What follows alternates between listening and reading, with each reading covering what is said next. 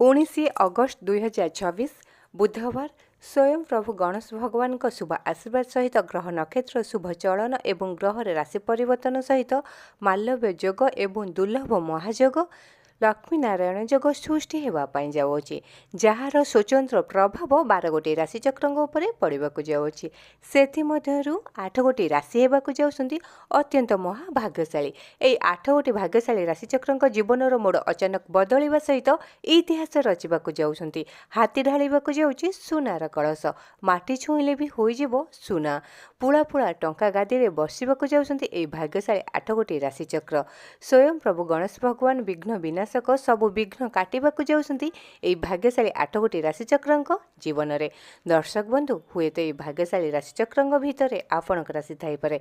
आपण मैंने जदि सहृदय स्वयं प्रभु गणेश भगवान को श्रद्धा एवं भक्ति करती भिडियोटी को लाइक करूँ शेयर करूँ कमेंट बॉक्स रे जय श्री गणेश भगवान लिखि जनइबा सहित चैनल टी को सब्सक्राइब करूँ। एवं आसन जाना से भाग्यशाली 8 गोटी राशिचक्र नाम।